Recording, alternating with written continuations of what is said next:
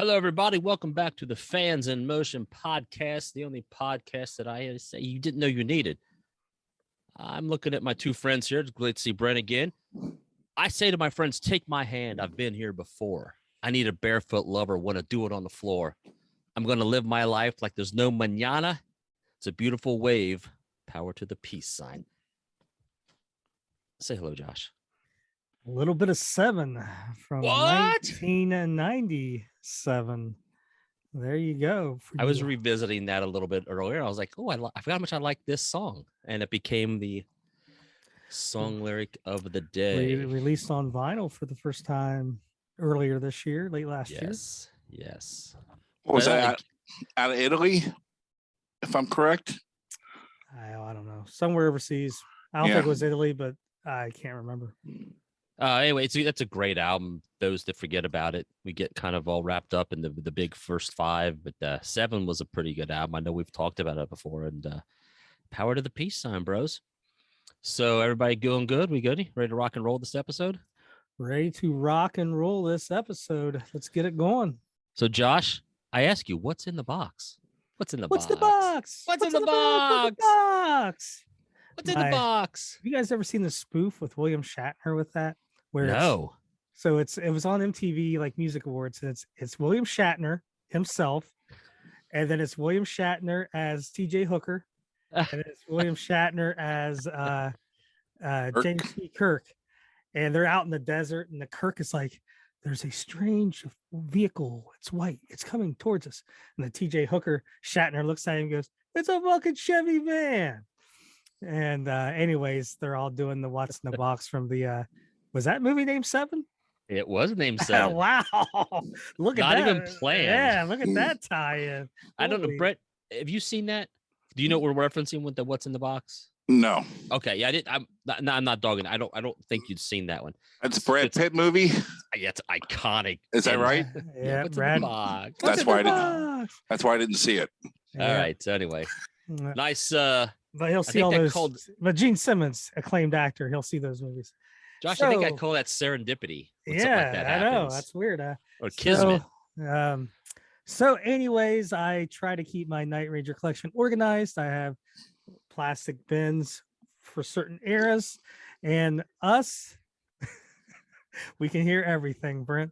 Sorry about that. I didn't know I was at the bottom of the can. With only having so many topics that we can do and everything to stretch this, one of the ideas was I'll just grab, take the boxes, we'll grab one item out of it and talk about it. So that is it. So here is the first box. Yay, look at that. Yay. Wow. We have no idea what Josh is going to bring out. So this is pre-Night Ranger Rubicon. So I was randomly going to pull stuff out, but I think I'm just going to have to take a gander and see what's in here. So here we go. Let's start with the first one. What do we got? What plug? Let's see here. All kinds of good stuff. That's good. Let's start with. We'll go big here. We'll go big. What's in the goddamn box, Josh? All right. Need to get me like a Brad Pitt, like in the box. So we got a signature. We got 2 signatures on there. We got Jimmy Pugh, Brad Gillis. This is a Rubicon press release folder. Oh wow! So that's cool watching a folder in that picture. So this would have been sent out to probably radio stations and everything. So glossy paper there. So that's the first album cover. You can see inside it would have had contact information. Give them a call, see if they're still there. Oh, hang on. Get my phone out here. And inside, I'm not sure what was all originally there. This is what was there when I bought this. You had promotional photo. There's Jack Blades. I mean, it just doesn't even look like the Jack Blades. Gillis, Mr. Greg Eckler. Greg. This is again signed by Jimmy Pugh and Brad Gillis. I'm not sure why I didn't have Jack sign it. And probably what's the hardest to get besides actually the folder would be the And the biography that comes with them. That's great. So, it talks about them coming of age. At 20, Bradley Gillis is Rubicon's youngest and newest member. He received a guitar for his 8th birthday, has been playing ever since. Brad's guitar playing is reminiscent of Jeff Beck, and he adds a strong rock flavor to the band. The distinctive bass sound that highlights Rubicon is supplied by Jack Blades, who's been playing bass since the age of 12, a native of Palm Springs, California. Jack's genuine enthusiasm for his music saw him join many local bands in Southern California.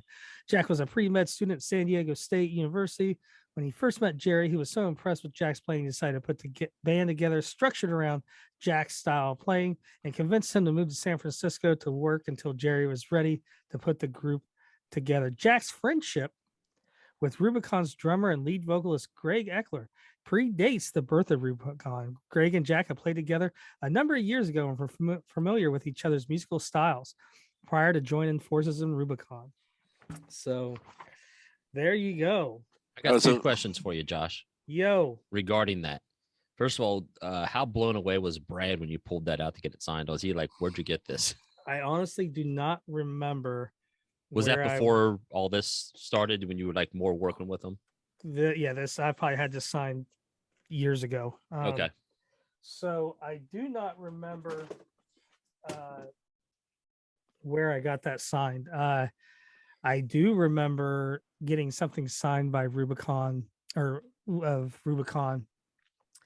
Brad, and he had the back of the album. This would have been like 2009, somewhere around there. And I just remember him pointing at Jack and making fun of how he looked.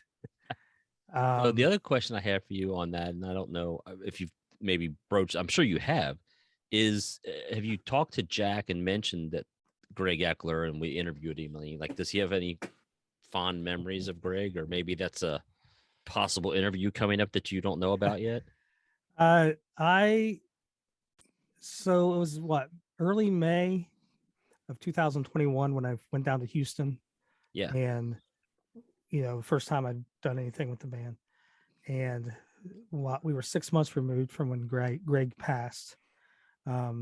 We talked about it some there. He hadn't seen Greg in some time, and I told him about the interview and stuff we had done. So,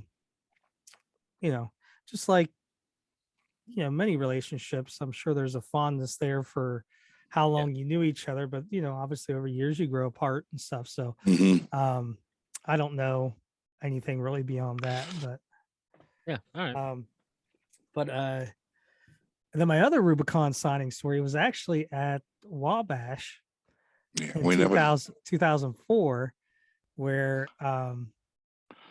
the rest of the guys came out and signed a few things, but Jack had to take off real quick after the show to the airport. So there's this loading dock, and a car picked him up all the way up there where people couldn't get to, and drove out. So I see where he has to drive out. It's a one-way street. And I look, and that light's green. I'm like, that light's not going to be green by the time he gets down. So I walk across the street. He drives by. Sure enough, the light turns red. I walk right up to the window, knock on the window. Jack Blades looks up, and I just hold up the Rubicon album. And he goes, holy shit. And he rolls down the window, and he goes, where'd you get that? And he signed it for me. Now, you got to remember, this is for, a lot. Well, I guess eBay had been around, some, but you probably didn't see them as much, or weren't as easily accessible as they were then. So, or they are now. So, that's my other little Rubicon signing story. But yeah, where I got that, probably either a record show, eBay, something like that. But I've had that for a while, and it's one of those things you jump on when you see, because you just don't see those too often. Yeah, right. Yeah, I remember a mutual friend of ours, of Andy and I, Doug Davis, comes home one day from everybody's records, and he hands me the Rubicon album, and I said, "What's this?" He goes, "Look on the back." And I was like, "Holy shit!" I didn't know about it, and that was pretty cool. But I got mine back in the '80s, so I knew from my aunt having the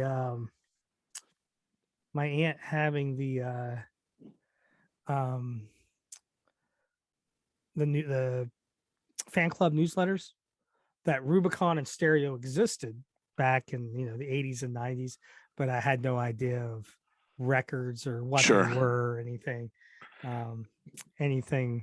like that. So so the next one we got here, since there's really not a lot of Dawn Patrol, I combined these so you can see Night Ranger, Dawn Patrol, Midnight Madness. I get really descriptive when I make my my filing I'm titles. just impressed with your organization. Like, I have zero organization. If Well, you said to me right now, could you go grab I your did Man in this when Motion we started doing the CD? podcast. I started looking for shit and it was all together, and I was like, I don't even have all my CDs in the same box or the same shelf. Really? I mean, they're spread out, Brent. You would be so irritated with me if you saw where my stuff is down here in the basement. I have one of your CDs. Yeah, I mean, I'm not going to blame it on we're still trying to fix stuff from this water repair we did, but I need to spend a couple days down here organizing because I just threw everything I could find, just put stuff on shelves. No order whatsoever to it. all right, we'll go with this. I think we have definitely made the Night Ranger secondary market a little bit more interesting. So here we go. Oh, whoa. Dawn Patrol on the 8-track. You can see it's So most of them are going to be Columbia Records Club CRCs. Now, was that available outside of Columbia? I don't recall seeing that in the store. I cannot tell you. I don't think I've ever seen one without CRC.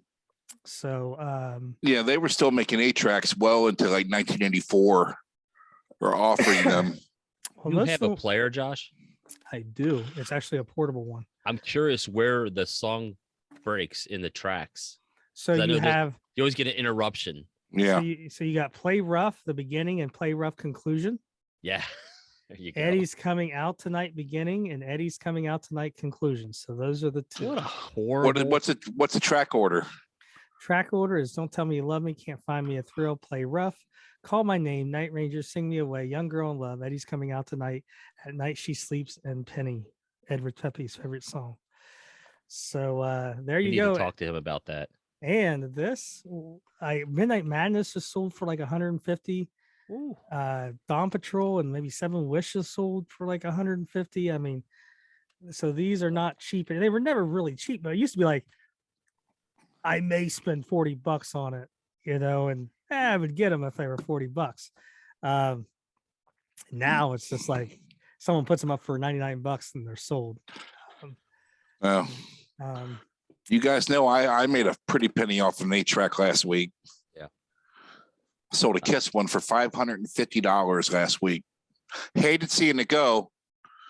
God, I hated seeing it go, but that money it feels pretty good.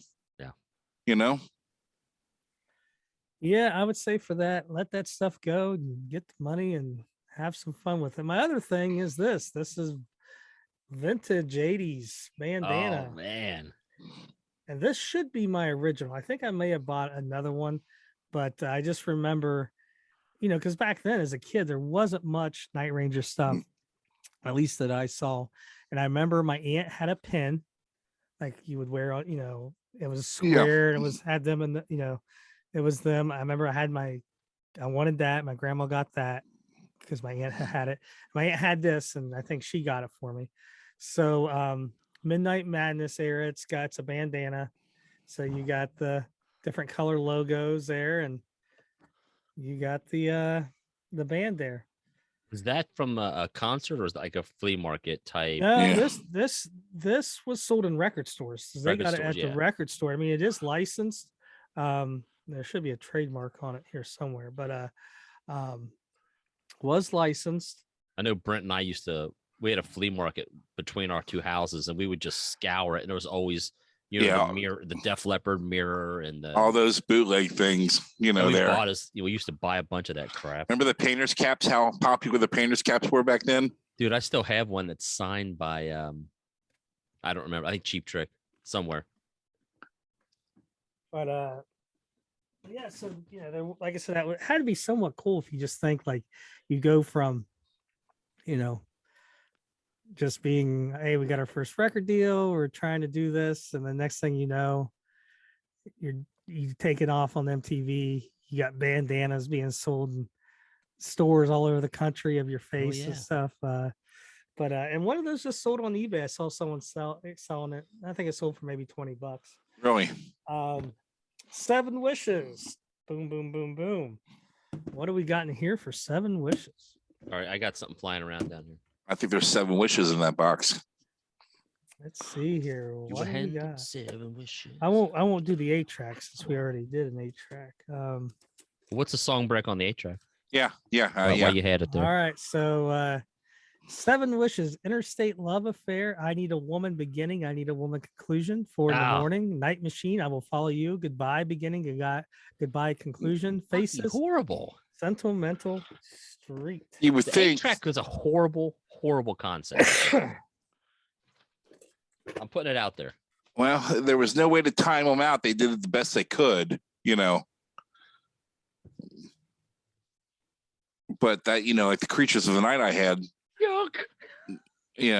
That was crazy. Here we go. We got a news article from the Indianapolis News, Friday, August 16th. So this would have been a couple days before the Columbus, Ohio show that we all saw on the 7 Wishes tour. The members of Night Ranger don't want record buyers to get the wrong idea about them. Sure, they are happy the public made top 10 hits of the last 2 singles, Sister Christian and Sentimental Street, a pair of Night Ranger ballads, but don't categorize Night Ranger as balladeers. We're a rock and roll band, make no mistake about it, said Night Ranger guitarist Jeff Watson. Our old fans know that because they've heard our albums and have seen us play, but it's new fans I'm concerned about. So you can see even back then they're worried about the ballads and everything else. Talks a little bit more about the 2 ballad releases were choices of Night Ranger's record label MCA. The band wanted the up-tempo title cut from its current album, 7 Wishes, to be the first single, but the label wanted Sentimental Street. So I could see that. Talks a little bit about Camel Records, a little bit of their history, not Camel Records, but Boardwalk going out of business. Mostly this interview's with Jeff. Brad and I work on songs and then take the solo section that fits our particular style to play. Even though Brad has played with Ozzy Osbourne, I come from a harder rock background. I usually take the burning solos that require more speed and technique. Brad usually takes it if it requires a more flowing sound with a vibrato. Watson has one song on the LP, Goodbye, which he co-wrote with Blades. The song features Watson on acoustic guitar, and Watson insists again that the band is not wimping out by playing softer music. It's kind of nice to play that way after a long period of headbanging. I don't want to think kids nowadays are in tune with the acoustic guitar as they were when Led Zeppelin did it. They can relate to the guitar strictly on an electric level, but it's good to remind them that there was an acoustic guitar before electric. Someday I'd like to do something on a classical guitar. So there you go.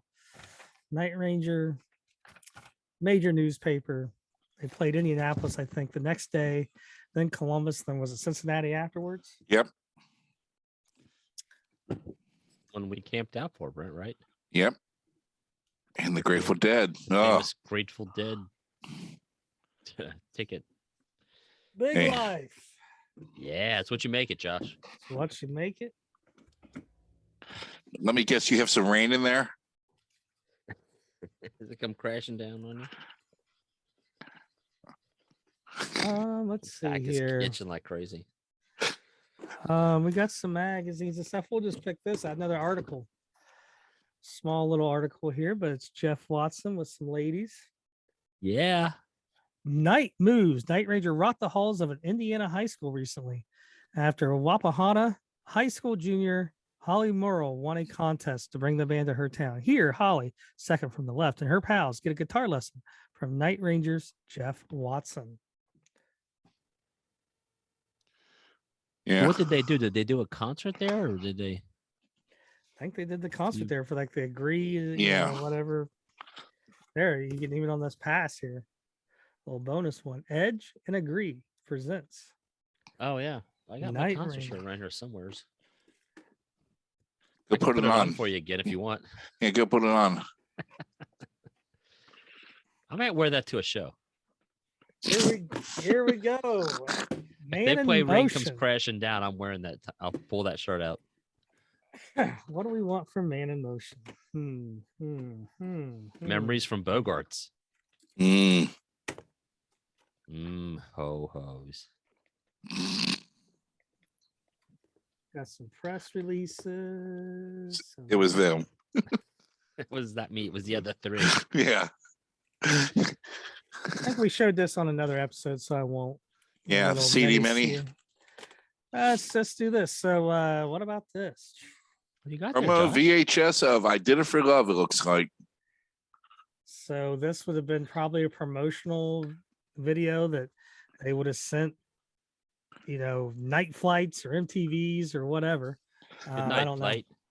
So just a VHS. Those went to record stores and radio stations.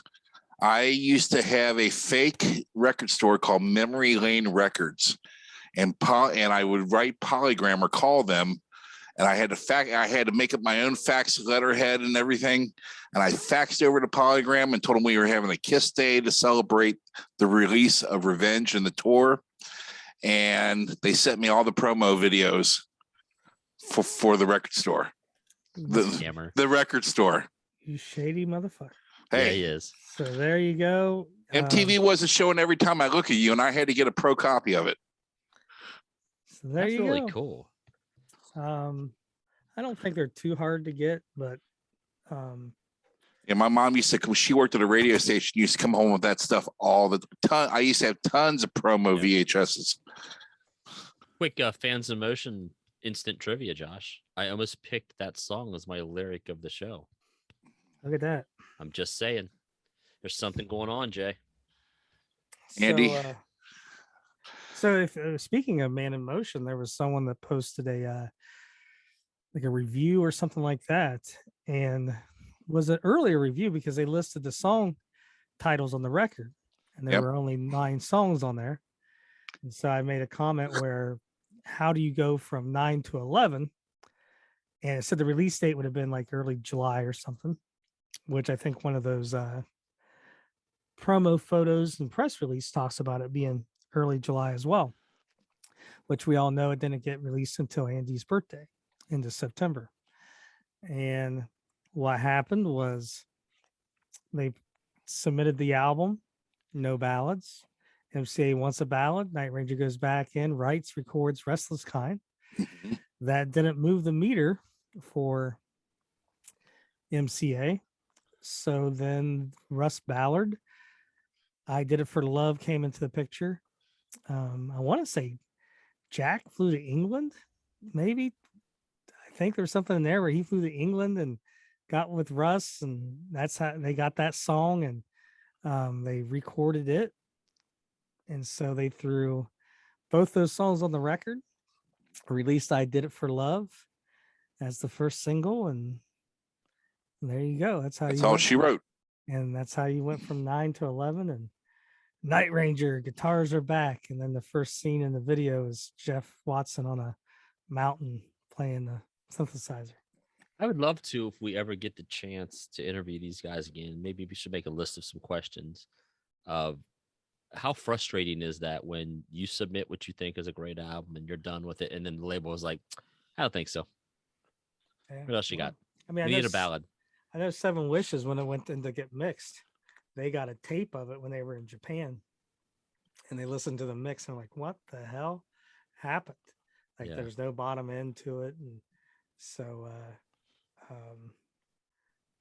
yeah, I mean, it's definitely like, a good question of, you know, what's out like there just that in the moment, like, are you pissed, or are you just like, okay, I get it. Yeah, that's what you want. I mean, or because you're like trying to get away from this ballad label, but it's like, yeah, we want you to write us a ballad. Like, shit. Oh, and since you guys can't seem to do it, we're going to bring in someone else who can do it for you. Well, it's probably a time thing at that point when they did Restless Kind and it didn't move the meter. Yeah. But I mean, look, I Did It for Love. I know there's some people that don't care for it. I think it's a good tune. I like it. I mean, it's good. It's not the worst thing I've ever done. Yeah, exactly. So, that's a nice backhanded compliment. Yeah. So, you've done worse. Yeah, exactly. Mm. So, Night Ranger 89 to 95. That's a pretty vague label. Well, it's pretty much anything from when they broke up, like greatest hits, to through Mojo. Look at that Mojo hat. Look at that. I don't remember seeing those. That's really cool. The front of it looks like a restaurant logo. The skinny Night Ranger logo looked like on the back. Here's some good stuff. Here, let's see what we got here.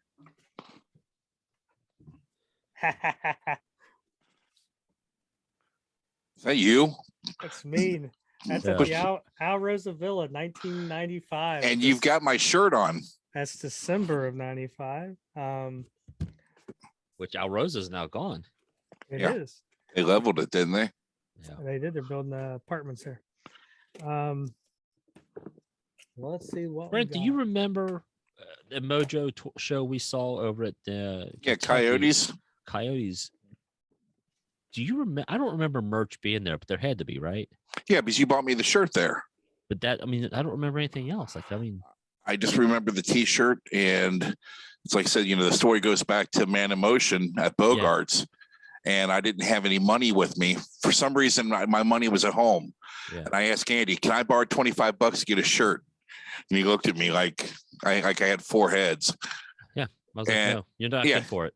Yeah, he said no, and I was heartbroken.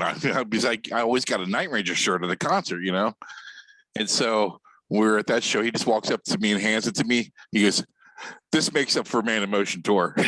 Yeah, it probably didn't, but I felt a little better. You remember saying that, do you? I don't.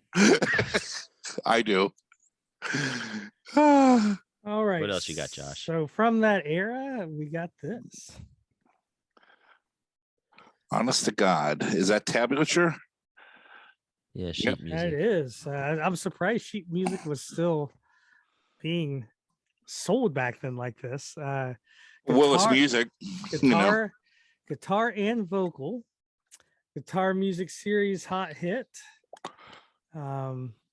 This was actually, you can see where this was sold. I guess it's got the stamp there. This is a Canadian, I think. There, Markham on Ontario, $4 and whatever Canadian dollars, $4.95. But there you go, some Brad Gillis stuff for the ladies.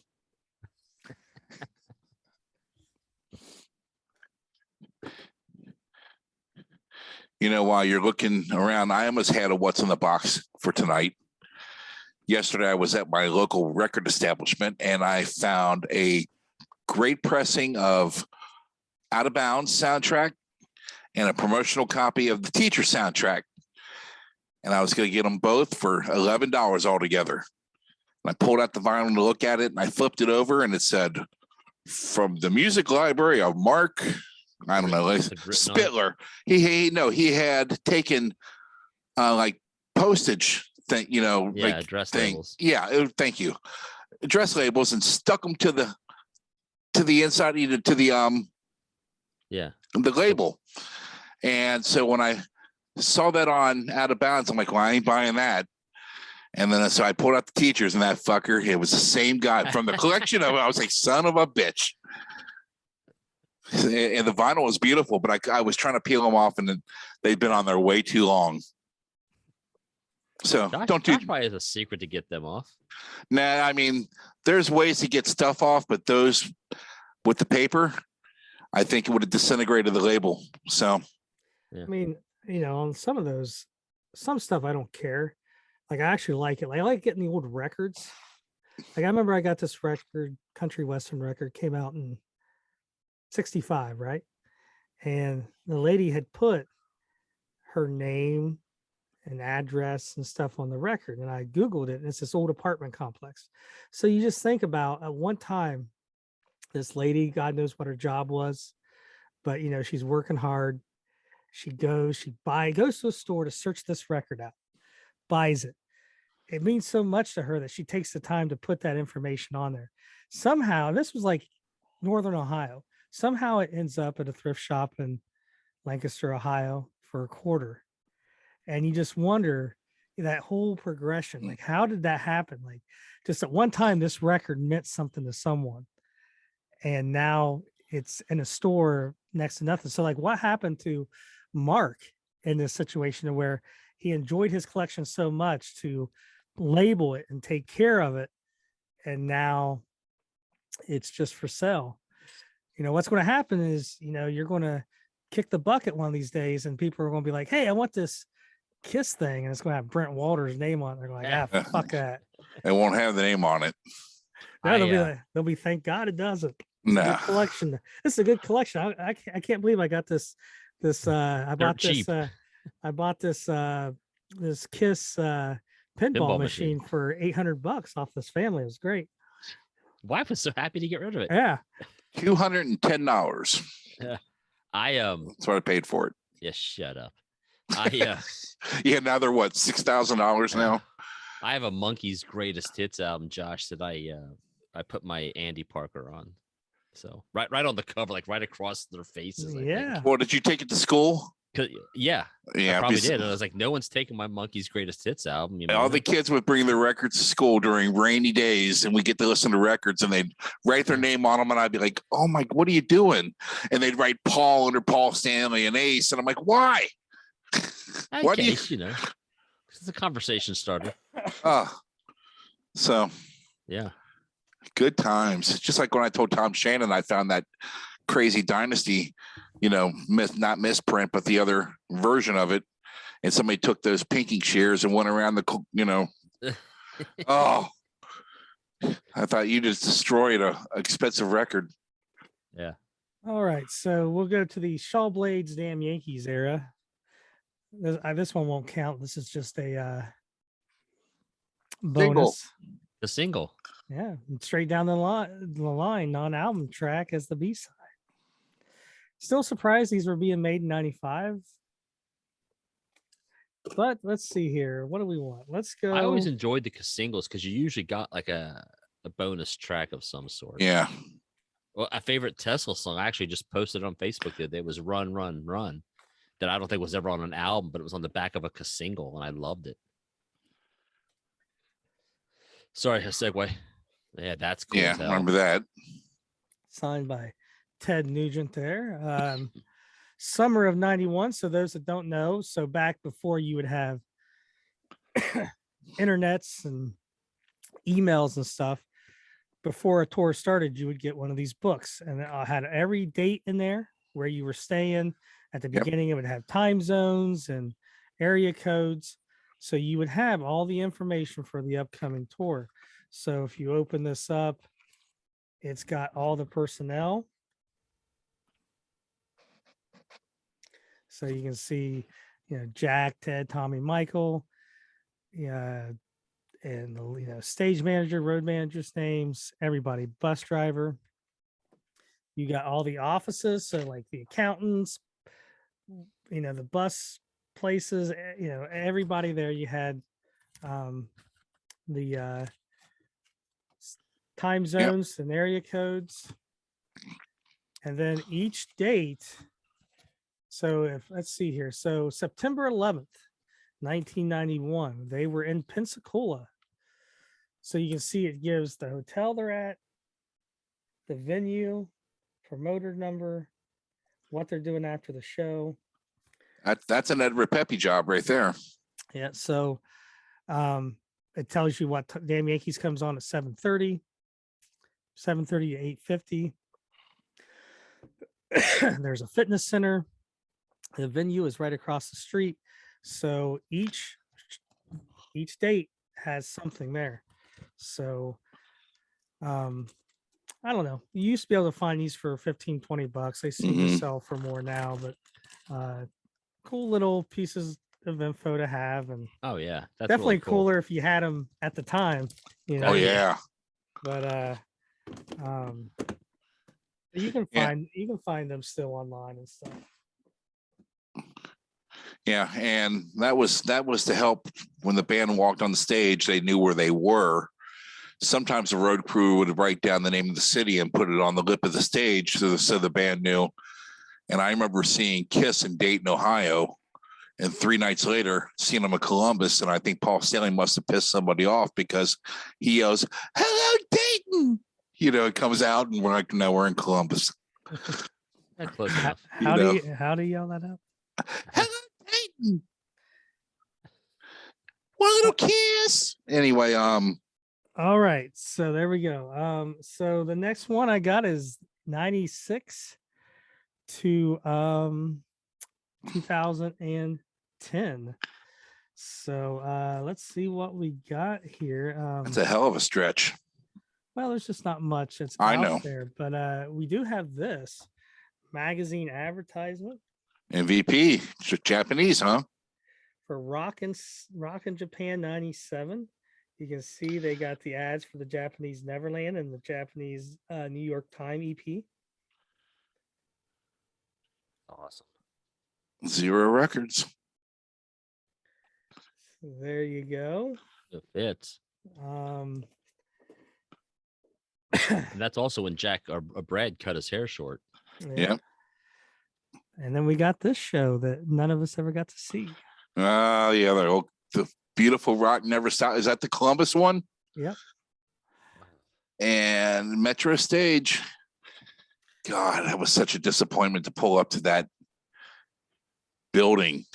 And I remember looking at it going, there's no way a concert's going to go on here.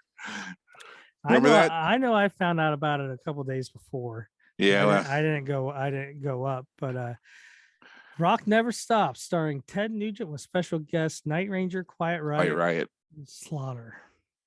Yeah, I'll never forget. It was me and Christina, you and Ethel, Gary and Tara. We drove all the way up. I mean, so did you.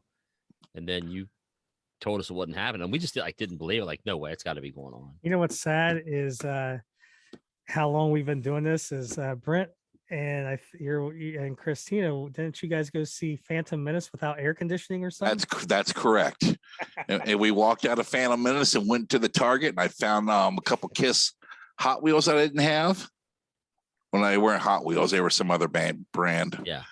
And so that made the trip worthwhile. At least I got the 4 cars I've been looking for. You know, what's funny is I don't remember that show being all those bands. Oh, don't you? I thought we were just going to see Night Ranger. My memory.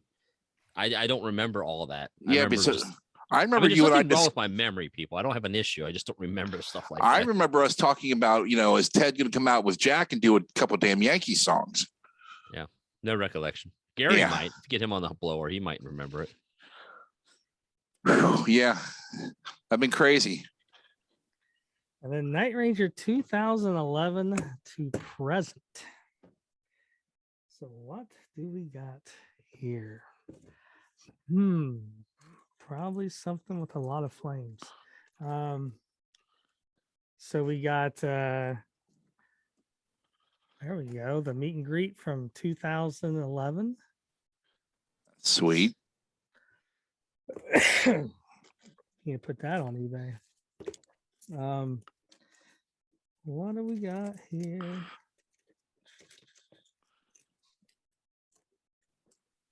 What is this? I don't know. I got to read it, but this is the letter. Night Ranger logo there. Night Ranger is excited to be back on the road. They are also excited to reserve tickets for you before they went on sale to the general public. If you have any questions regarding the order, blah, blah, blah, if you purchase a fan club. All right. So apparently I ordered something, tickets, and I got that. Never mind. Not as cool as I thought. Hello, insider. What else we got here? We got Andy's official Night Ranger back scratcher. I'm gonna put a Fans in Motion logo on this. Every time you pull that out, I think of the old Simpsons episode where they had Cletus the Slackjaw Yokel. Yeah. And it's Bart, and it says, "All I got is a stick and brush to wash my back." Yeah. Whatever. Yeah, So, I remember that. When I started doing like going to the shows. Like, so the first show that I did when this all kicked off with the band was I flew to Houston in early May of 2021. So I saved just like everything I had in my pockets when I came home. So this is my Houston packet. So we got the airline ticket. Nice. Still a little surreal. I remember going downstairs and like, I'm going to dinner with I went to dinner with Jack and Kelly were there. And I mean, you talk about a little bit of nervousness. Like, that's the first time I met Ed in real life. First time I met the crew. Somehow I got the warehouse where the venue was, a button, sticker. And what do we got here? The set list.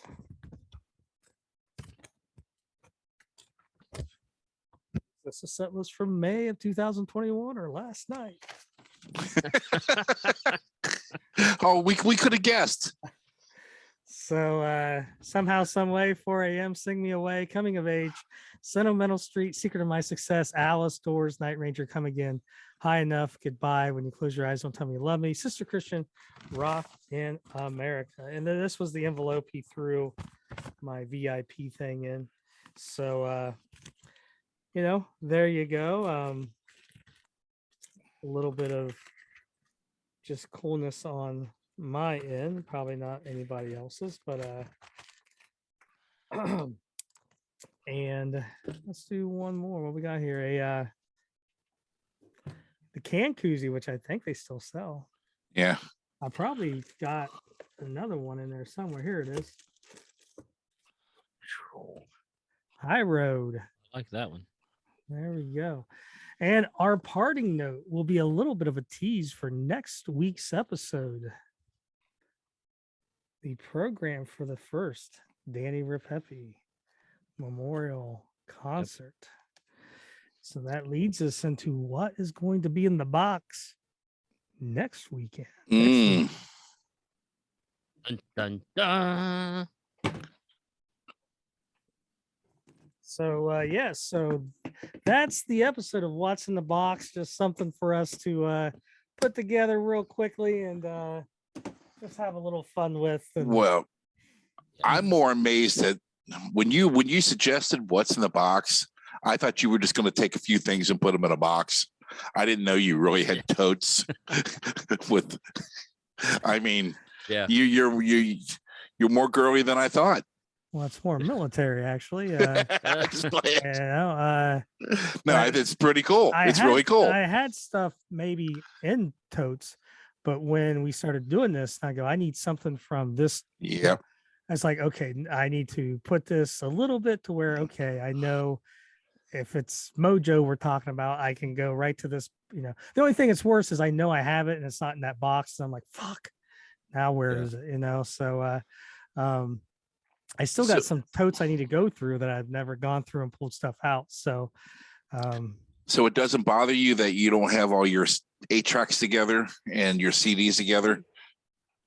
Well, the CDs and stuff and records are all together. This is kind of the 8-tracks are in there, cassettes maybe are in there, but everything else, CDs are on the CD wall and the records are in the, I mean, he had that little 3-inch CD.